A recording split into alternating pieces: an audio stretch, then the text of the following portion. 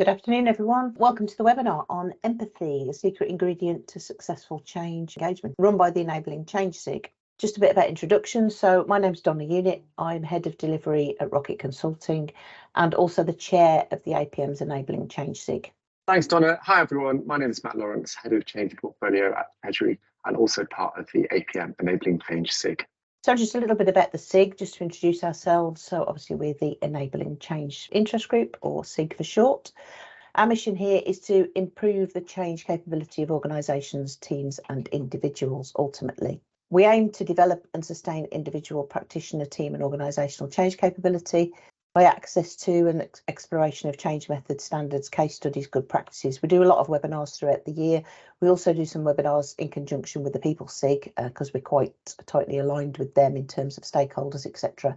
And also the Change Management Institute, which is a body that looks after pure change management. We're obviously fully embedded with them, and we also do quite a few, quarterly SIGs, the next one of which is the 18th of July. If anyone's interested, look out for that. It's on communications. So just to cover the agenda, introductions we've done. So we're going to do an introduction to empathy. We're going to talk about empathy and projects, why it's valuable for project managers, techniques how to build empathy, and then conclude at the end. And then we'll obviously look at questions that you've raised in the chat during the session and answer those. Thanks, Donna. Okay, so in the first part of this presentation, we're going to introduce the concept of empathy and explain the core components that comprise empathy, in addition to also touching on the neuroscience that sits behind empathy. So what is empathy? Empathy is the ability to understand and share the thoughts and feelings of others. It's the ability to recognize emotions in others and to understand other people's perspectives on a particular situation. Within the Enabling Change specific interest group, we strongly believe that empathy is becoming increasingly important when it comes to project management, but also for the workplace as a whole. And especially as we're now increasingly working in a hybrid way, and we're not always necessarily able to have conversations together in person. And empathy can very often become constrained through the filter of emails and Teams meetings, and not actually being able to spend time with someone face to face. We've listed out some of the common project management scenarios that we thought you might find yourselves in as project managers, and that we feel would really benefit from a healthy dose of empathy. Before we move on to the rest of the presentation, some of you might be wondering whether you're an empathetic person, or perhaps you're worrying that you don't demonstrate enough empathy at work. We all have a degree of empathy, and we all have the capability and capacity to demonstrate and to show empathy. It's commonly thought that psychopaths are unable to empathise. Psychopaths represent 1% of the population, so we've probably got maybe a couple on this call. But actually, research has shown that even psychopaths can develop, in some cases, very highly functioning empathy skills. So there is hope for us all. Even if you think you're not able to empathise, or that you don't feel that it's something you're good at, there is hope for us all. And empathy is something that we can work on and improve. We're going to talk about what you can do to improve your empathy skills towards the end of the presentation today. On this slide, we've broken down the component skills, or competencies, if you like, that allow us to empathise. And we like to think of these as ingredients. And you need each of these 4 ingredients. The first is perspective taking. So being able to recognise that people have different opinions to your own, different views, different perspectives to what you hold. And crucially, that doesn't necessarily make those views wrong or incorrect, they're just different.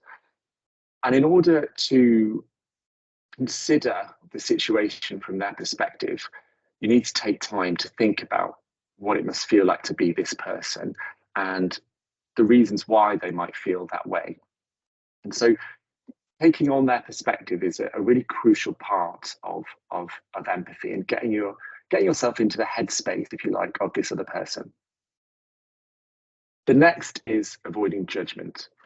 And this means not judging people because their view is different to yours, and also not discounting their experience or views because they're also different to your own. And this can be especially hard when you disagree quite strongly with someone on something. It's really important to avoid that judgment, to allow you to reinforce your ability to adopt their perspective. Thirdly, social cognition is the next ingredient.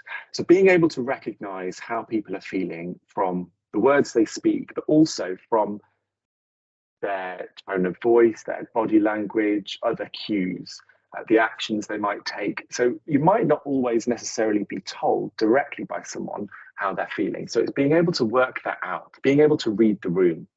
And for people that we know quite well, we're usually quite good at this. So if a colleague was to walk into the office or a family member came home and they didn't demonstrate that the usual mannerisms that they usually did, or they didn't carry themselves in the same way, or didn't do what they usually do, we can very quickly work out that there's something wrong. It's all about reading the room, being able to tell how someone's feeling. And finally, communication. So being able to communicate, to explain that you understand the thoughts and feelings of someone else and that you respect their point of view. And this communication has to be authentic. There's no point saying that you've understood someone if you haven't, because as humans, we're very, very good at sniffing out inauthentic people. So people will know.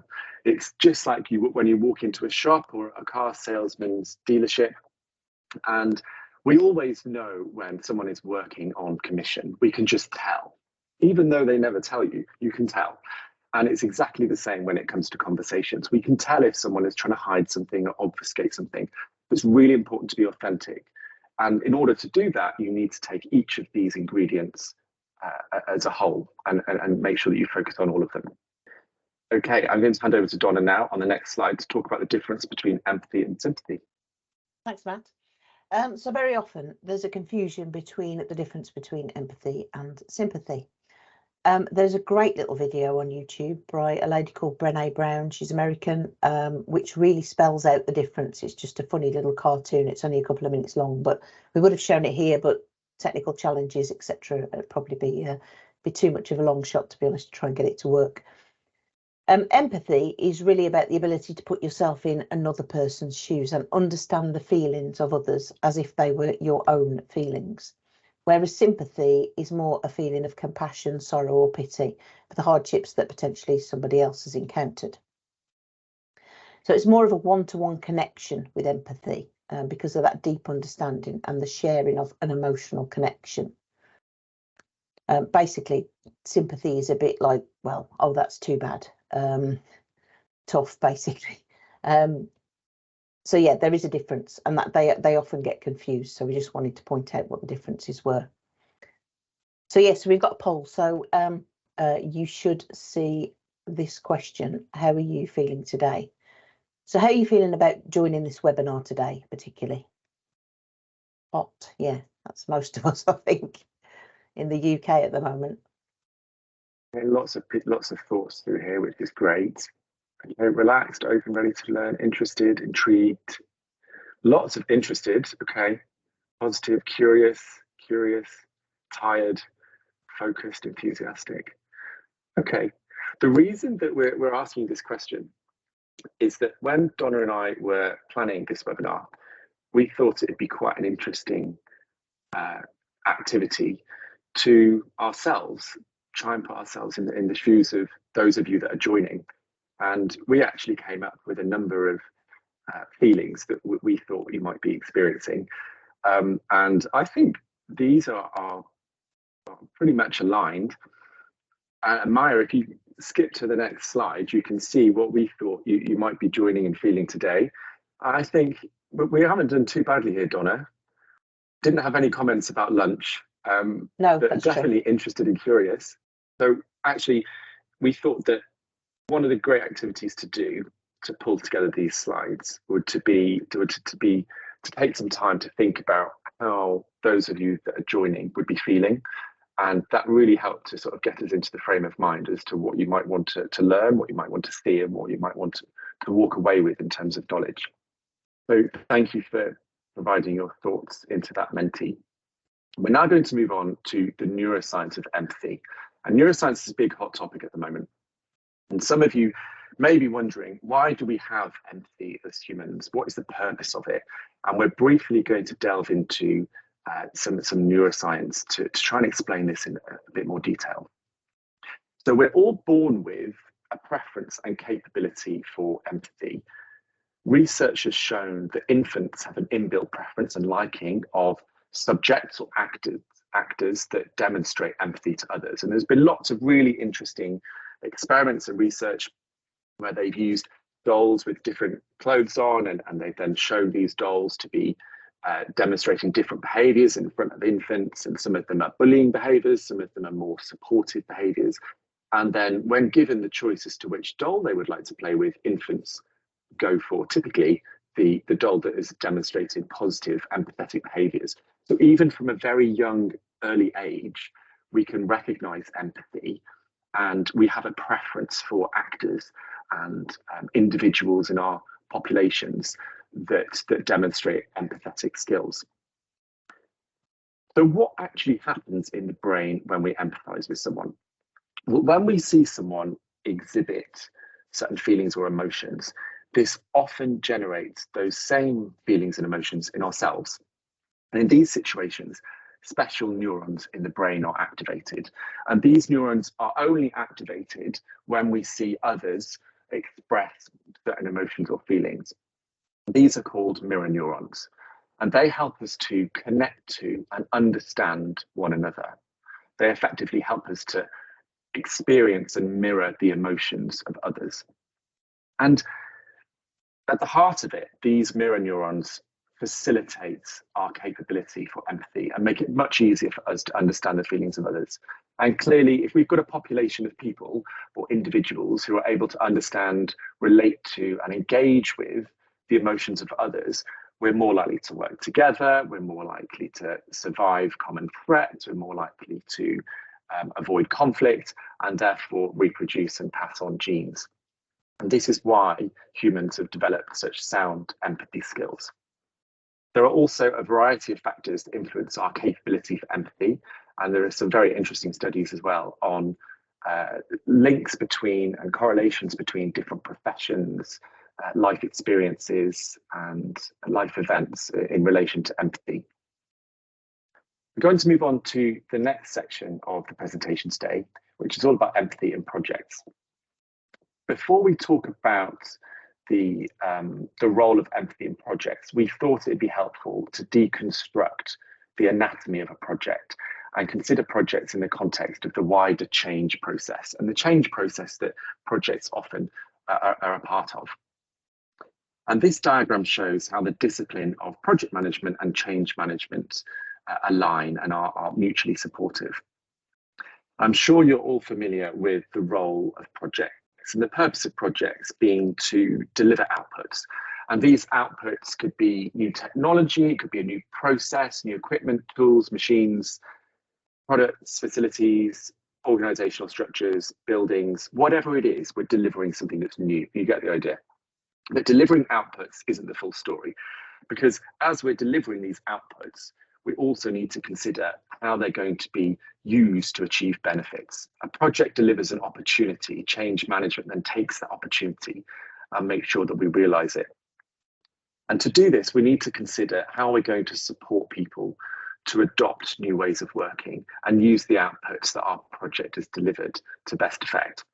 And this is the role of the change management discipline, to ensure that the change takes place and that we realize the benefits.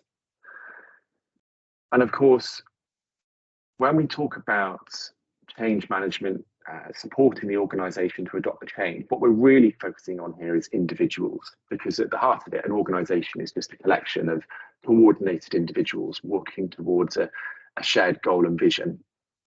So the crux of this is that your project is going to involve change for your stakeholders.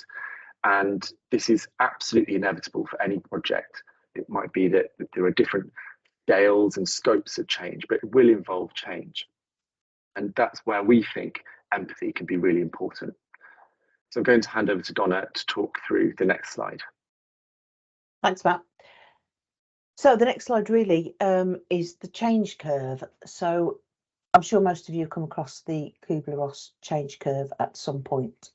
It's also known as the five stages of grief, in a model consisting of the various levels or stages of emotions that you experience as a person if you're going through grief, death, or you're a survivor of an intimate death.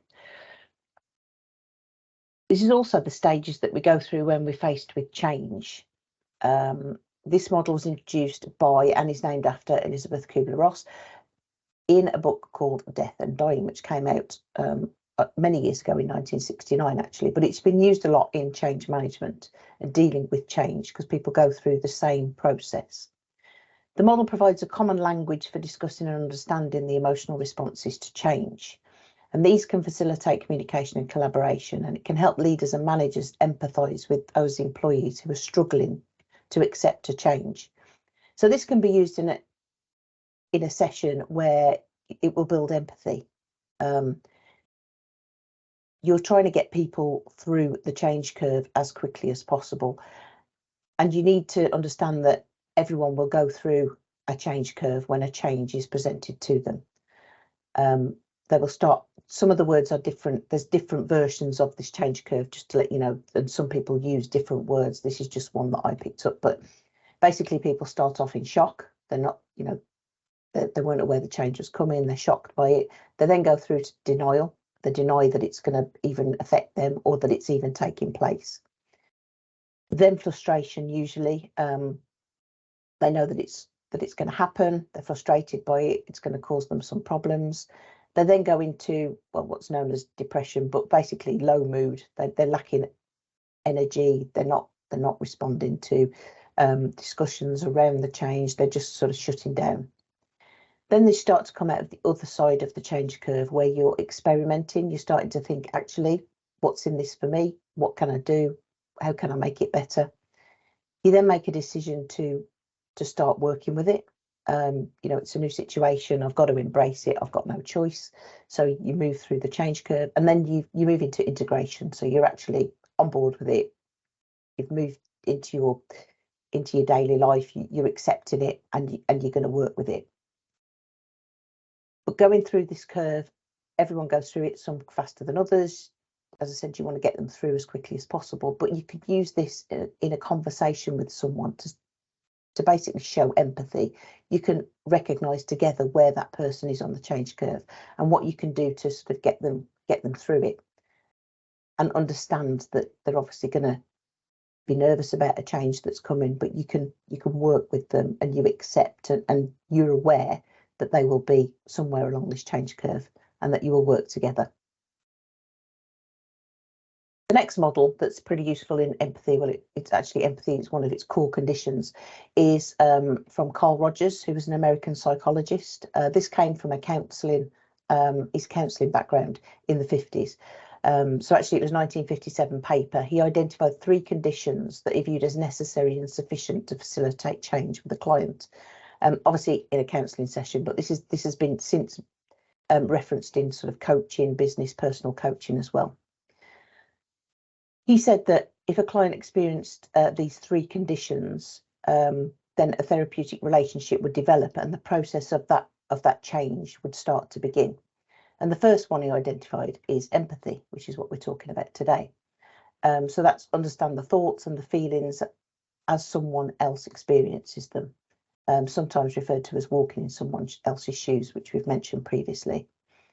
And the reason is that we all have our own perceptions of the world. So you need to put yourself in their place.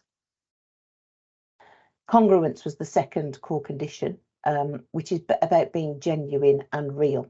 This is important as it builds a trusting relationship. So to have empathy is good, but obviously you need to be genuine and real in front of these people. And then the last one is UPR for short, unconditional positive regard. So this is the third condition, and it's known as UPR for short. It's basically allowing the person to open up and speak about their challenges without fear of being judged or criticised. So this is basically letting a person speak freely. If you're looking for people to change, you have to fully understand them. And obviously empathy is a key one here, but there's also congruence and UPR to obviously consider as well in any conversations that you're having with people. I'm now going to pass over to Matt to talk about why empathy is valuable for project managers. Thanks, Donna. That was really interesting. And I think that those that have joined on the call should start to see some key themes coming out from some of these models. And the fact that empathy sits at the heart of our approaches to supporting and empowering people through change. We've talked about the fact that projects involve change, and we'd now like to talk a little bit more about the value that empathy can bring to the skill set of a project manager. So first and foremost, projects are about people. The people undertaking the project, the senior leaders that have asked for the project, the people that will need to change in order to achieve the benefits, the auditors, governance, suppliers, customers. There's a whole range of different people that are involved in a project.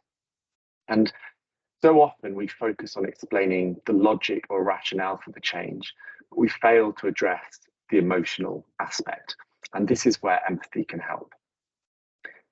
Empathy is also a critical tool to build deeper relationships with your team. This is your project team, but also your stakeholders. And you can build deeper relationships with an individual, then you're more likely to be able to work cooperatively with them to achieve the change.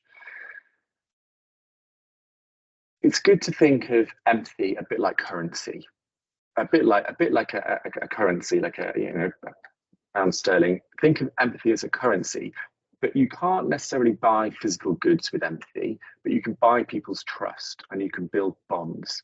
So if we have greater levels of empathy, we have those deeper relationships, and that empathy is crucial to building those relationships.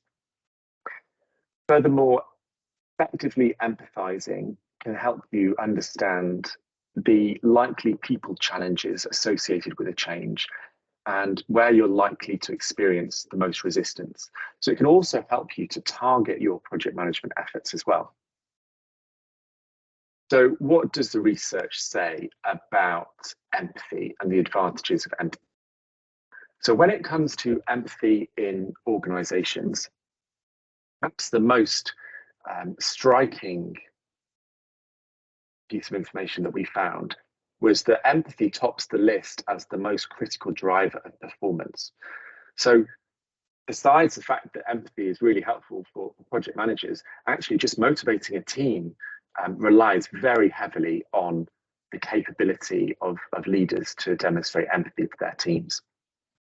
So there's kind of two aspects to this. There's the aspect of, well, you can use empathy to empower, support, and drive performance within your own project team, but also you can use empathy skills to improve your relationships with your stakeholders as well. So thinking both about the perspective of your project team, but also the wider stakeholder environment and the stakeholders that you're working with, whether they're your senior leaders, your sponsor, customers, suppliers, auditors, governance bodies. Okay, I'm going to hand over to Donna to talk through the next section. Thanks, Matt. We're going to talk now about techniques to build empathy. So how do you become an empathetic listener? You need to be supportive, kind and caring, and you need to be authentic. You need to listen without judgment. So Rogers, unconditional positive regard. Listening fully to what's being said and also what's not being said. And repeating the person's phrases to show that you are actively listening. You must respect the relationship you have, and that way you'll build up trust. And mirroring behaviours can also show that you're fully present and with the other person. So I think it's key to point out here, so listening to what's being said and what's not being said, and trying to read people's body language as well is also beneficial, because you're then fully listening. As I say, you're supposed to listen more than you speak. That's why you have two ears apparently and one mouth. But yeah, just being empathetic is all about listening to someone and giving them your full attention. So another area you wanted to pick up on was unconscious bias. So obviously, when you're empathizing with someone, biases can get in the way, and a lot of these biases are unconscious that we're not aware of. It's important to recognise that bias is normal. We all have them. Everyone's got some sort of biases. You may only hear what you want to hear. So when you're listening to someone and trying to empathise, you might filter out what's being said. You might only hear what you think they're saying or what you want to hear. You may have preconceived ideas about the type of individual that you're empathising with or dealing with. It's important to recognise these and to try and put them to one side. You may put the person in a particular group or generalise. If you've met someone that may be like that person previously and they've behaved in a certain way, you may have that preconceived idea about the person that's in front of you.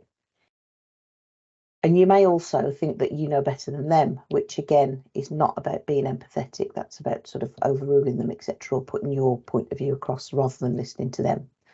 So it's really important you recognise bias, that it's present in everyone, and just be aware of it and make sure that you put them to one side whenever possible. There's also an important element of being vulnerable, and there is power in vulnerability. This is about letting your guard down and showing that you've got vulnerabilities as well, and it's key to building trust and empathy. We're obsessed with making things certain and numbing uncertainty. We all go through our lives like that, but we perfect too much, hence why there's a lot of addictions in the world. We as a society have a lot of, drug, alcohol, whatever addictions, food, etc. And through research, it's been pointed out that a lot of those addictions help us deal with shame and struggles and failure because we're trying to be perfect. We're trying to live in a perfect world. And social media doesn't help with this, as you can imagine. But when we're focusing on joy, belonging and creativity, that's when we can truly accept ourselves as we are and be truly vulnerable. It's not a weakness to be vulnerable in front of other people.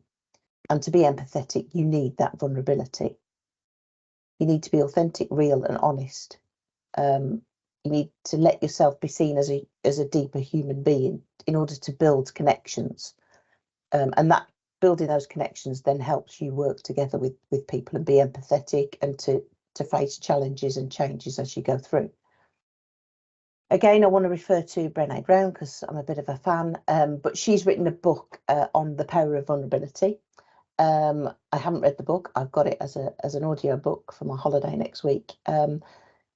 But she's also done a great TED talk. It's a little bit old. It's 2011, but it's on this subject of vulnerability. It's about 20 minutes, but it really is worth a watch, and she's quite entertaining as well. So please have a look at that. So a few practical techniques to authentically empathise.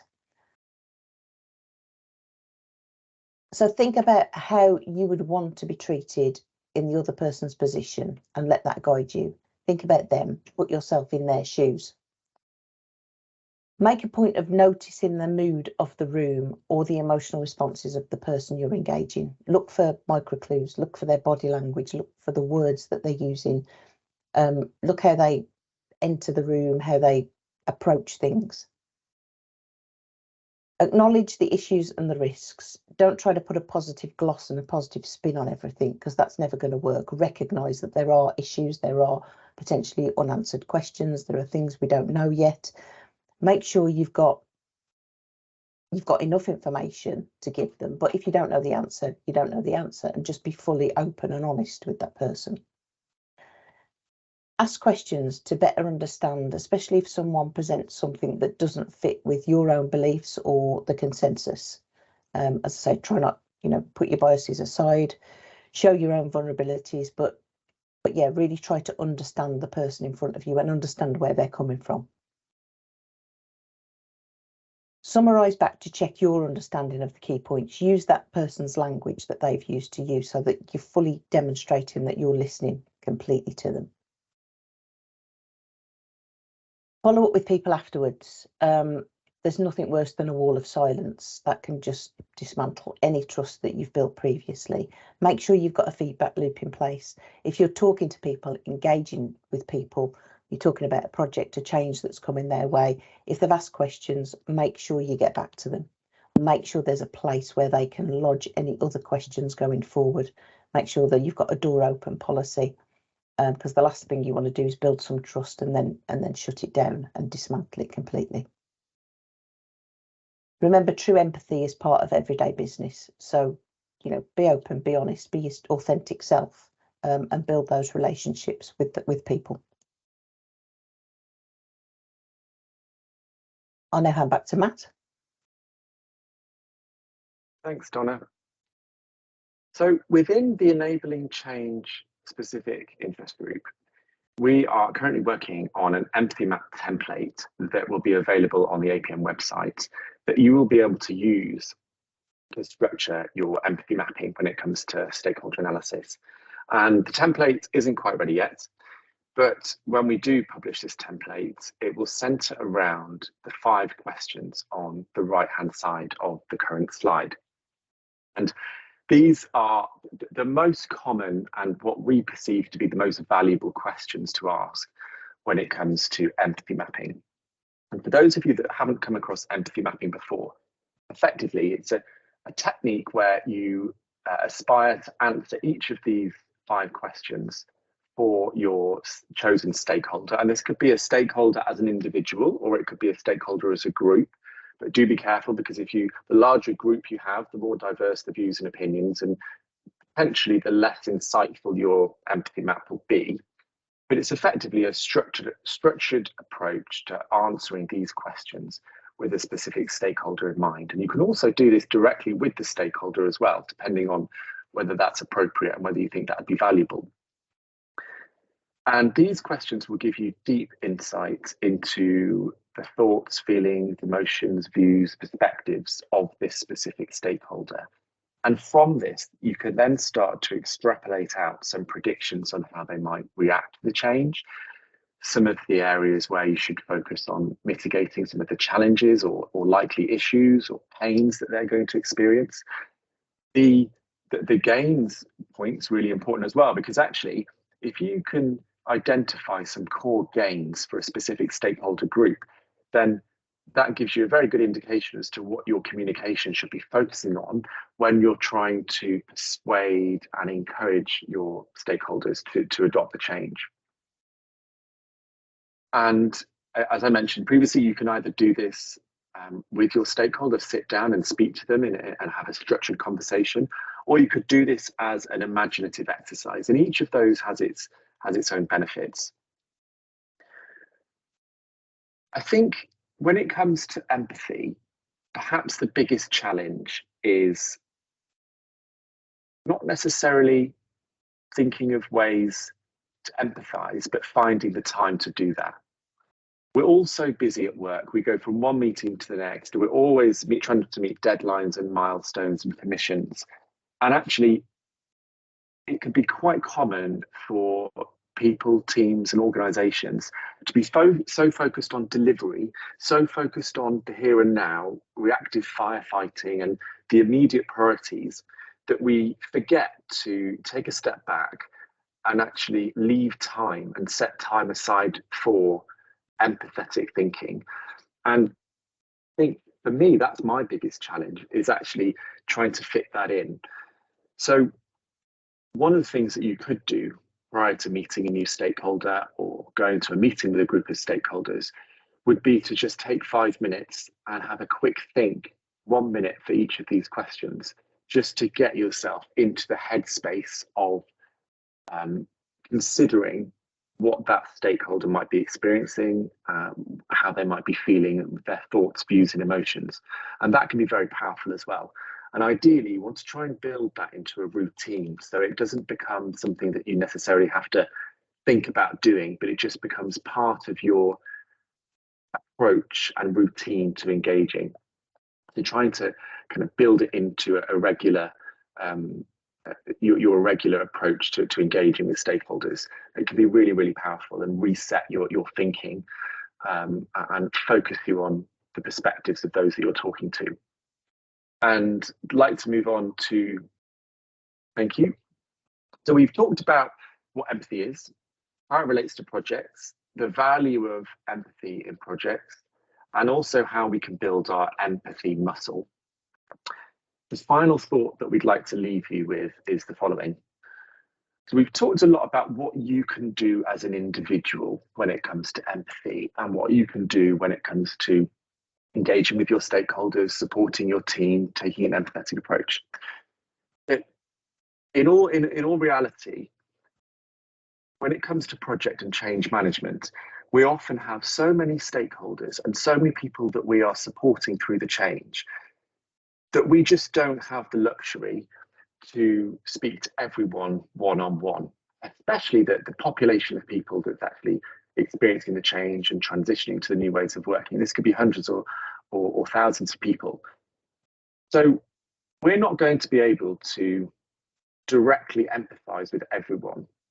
And therefore, what we really need to focus on is not only our own actions on ensuring that we're empathetic to our team, but also more widely ensuring that we adopt a project and change management approach that is people-centric and gives time for and focuses on and gives opportunities for empathy, but also more widely supporting those that are helping you with your project, whether that's line managers, team leaders, explaining the value of empathy and encouraging them to adopt an empathetic approach in their areas.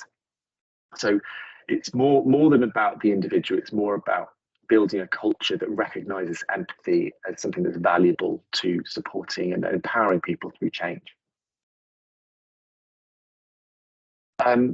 Just before we move on to questions, a quick note about the empathy map template. We will be writing a blog that will go onto the APM website, and that will come out in the next few weeks, maybe 5-6 weeks.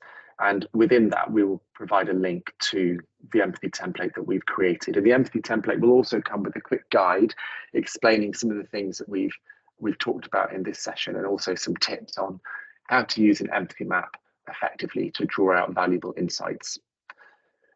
Thank you all very much for listening. Donna, do you have anything else to add before we move on to questions?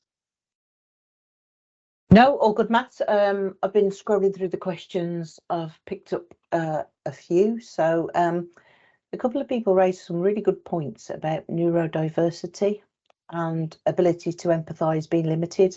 Someone said they got a son, someone else shared that they've also got a son with ASD or neurodiversity issues. So something that we haven't talked about at all or considered. I guess we need to perhaps do a bit of research and put something around those guidelines in the guide that we're producing, because recognise that not everybody is able to empathise, particularly when you're talking about neurodiversity. Yeah, definitely, and we can definitely have a look into that. And I think perhaps more widely there needs to be this is something that came up at our last webinar as well, wasn't it, Donna, about the impact of neurodiversity and what we can do to support people in those situations, either managing teams with neurodiverse people in or being one of those people themselves. So absolutely, we can let's save that as a topic for the future, and we'll seek to put some information on that in the empathy map guide. Some people have kindly shared the Brené Brown TED Talk link, which is great. Question, will empathy mapping become a feature of the APM BOK 8 and be included in the PMQ exam syllabus?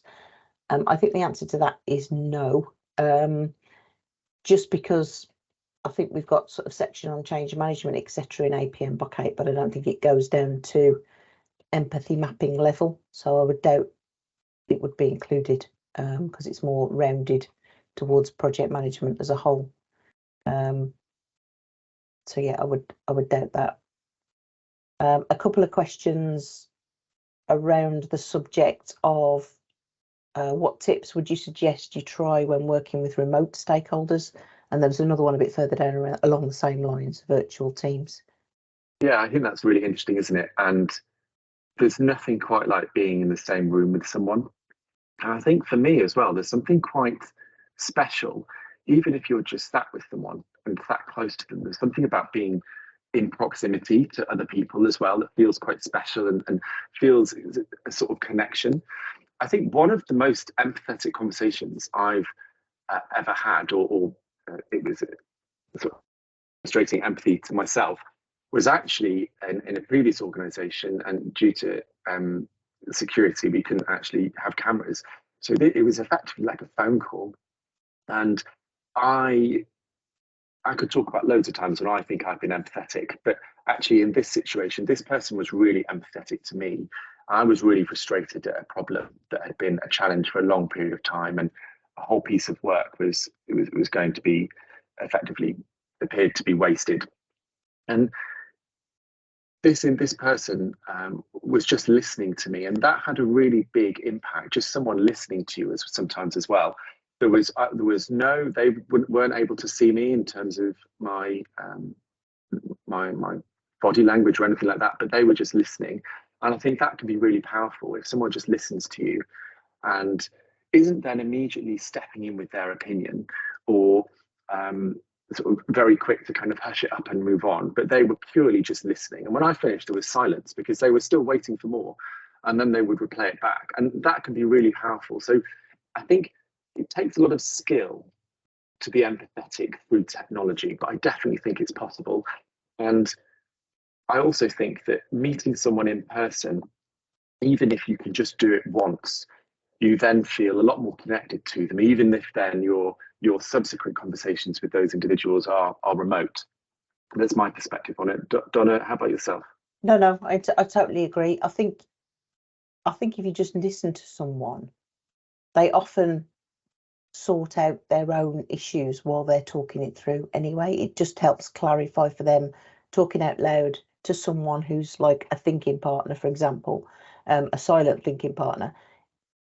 They can come to an understanding themselves, or just venting. It just becomes just clarity on what's actually happening. So I think you can do that virtually, but as you say, it's better if you're in close proximity. Someone's put a comment here. Naseem, can tough love be classed as empathy? Depends what you mean by tough love, I guess.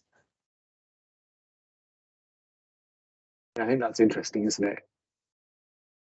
I think first and foremost, you have to be honest with people. And I saw a comment earlier in the chat about an individual that said they were going through probably quite a negative transformation, or something that is going to have quite some negative impacts on some people, perhaps. And you could have all the empathy in the world, and you could be an absolute master of empathy, an empathy black belt, and empathize with people and cover up the negativity and kind of dress up your transformation as something different. But the problem is, if you do that, you're going to lose all credibility. And in order to be truly empathetic, it has to be authentic. So I think it's about being honest, and about confronting facts and recognizing pain where it exists, so that you're credible and authentic, as well as then being able to demonstrate empathy. Because if you're misconstruing or obfuscating certain scenarios, or not revealing all of the information, your credibility will take a hit, and actually that will completely undervalue empathy as a currency to build trust, because no one's going to want your currency because it's not authentic. Counterfeit currency is what I would say it would be, as the analogy. So I think you need to have a combination of those things: authenticity and empathy. There's quite a few questions around sort of lack of trust in the C-suite and empathy, and around sort of senior management, senior leaders who aren't empathetic. Yeah, that's interesting. I wonder whether this is a reflection of the fact that perhaps senior leaders are increasingly finding they're managing more change, have got more deadlines, more milestones. They're finding that they're less proactive, more reactive. And they feel that it's not valuable, or also not seen as the done thing and not seen as professional, to take a little bit of time out to actually think about how to empathize with people and the perspectives of other people. And the problem is that when you're in that situation where you're going from meeting to meeting and there's this focus on efficiency and productivity, it can feel rather strange and rather odd to then take a little bit of time out to actually consider other people's perspectives. But actually, that's the time when it's needed most. So it takes a lot of courage and commitment to actually take a step back and say, actually, I'm not going to do these emails for the next 5 minutes. I'm just going to think about my team, or I'm going to think about this person before I go to a meeting with them. That can take a lot of courage, because certainly in my mind, I'd be slightly concerned about doing that, not only for how people might view me as taking that time out, but also, will it work? Will it be valuable? So I think maybe there's that pressure. I mean, you can always go back to not doing that if it's not working, but I found it very helpful. I wonder if there's a point where people can become too empathetic, for example, in terms of decision making and contributing to decision paralysis. Yeah, that's interesting. Yeah, I've not come across that personally. A couple of people have sort of like that. Someone said that they've seen that, the ability to empathise to the point where one has to hear from all parties and can't satisfy them all. Luckily, most teams have a variety of preferences and personalities, and someone will help the individual out of the situation, even if that person is the team leader. Okay, I can see how that might link into decision paralysis or analysis paralysis. So trying to empathise and get everyone's views, I think that's a big challenge. I think actually it's about finding intelligent, time-efficient ways to empathise. And fundamentally, I just don't think it's possible for a leader to empathise with absolutely everyone that's going to be impacted by something they're doing. So I think that's where that building an empathetic culture is important, and encouraging your direct reports and your sub teams to adopt and taking time out to consider each other's views, talking about each other. I think as well that the shift, someone mentioned about challenges of technology, and I think the shift to hybrid working has posed a lot of these challenges.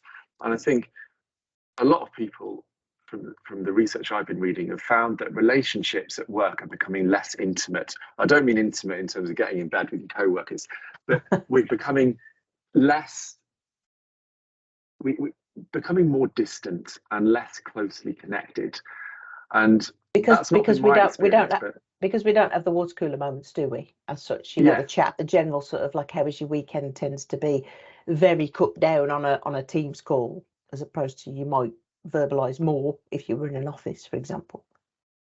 Completely agree, absolutely, and that's been my experience. But I think also there's two sides to this, because actually seeing someone in their home environment and seeing all of their stuff behind them can be quite a sobering and quite a revealing insight into their personal life.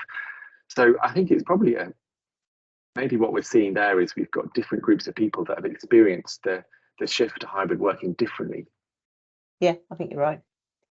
We had a couple of people talk about coaching. So yeah, I'm doing an ICF course at the moment, and there's definitely lots of overlap between coaching approaches and empathy.